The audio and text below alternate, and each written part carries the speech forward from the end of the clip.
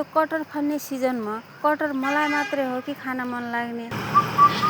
हजुरहरूलाई पनि हो के साथीहरू? यो कटहर भनेपछि दिनकै कटहर खाए पनि नअगाउने मान्छे मै हो यो संसारभरिमा भन्ने जस्तै लाग्छ। हजुरहरूलाई कतिको मनपर्छ त्यो चाहिँ भन्नु होला कमेन्टमा। हस् हेर्नु साथीहरू, कटहर खान त असाध्यै मनपर्छ, तर के गर्नु, हातमा चोप लाग्छ भनेर हैरान छ। अब के गर्नु, एउटा न एउटा तरिकाले त खानै पर्यो।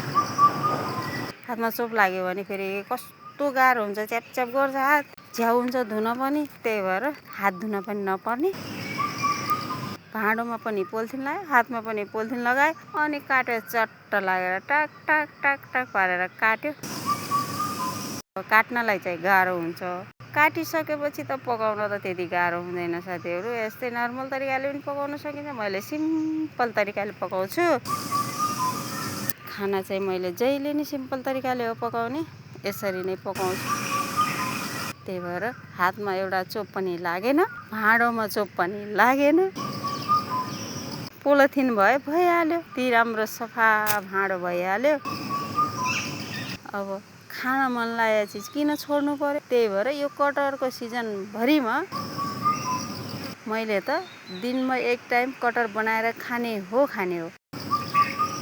यो कटहर फल्ने सिजन एक वर्षमा एकचोटि आउँछ क्यारे, महिनै पछि आउने कुरा छैन। त्यही भएर अब एक वर्षको सिजन पर्खेर बस्नुभन्दा एक वर्षको लागि टन्न लाएर खाइहाल्नु पर्यो भनेर मैले त कटहर दिनमा एकचोटि बनाएर खाइहाल्छु।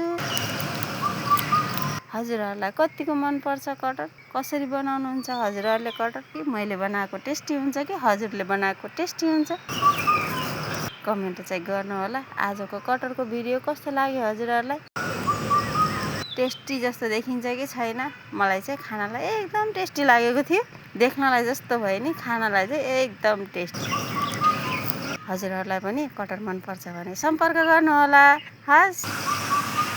हस् त धन्यवाद। फेरि आउनेछु नयाँ भिडियो, नयाँ रेसिपी ल्याएर। तब तकका लागि बाई बाई। फेरि भेटौँला नेक्स्ट भिडियोमा। हस् साथीहरू।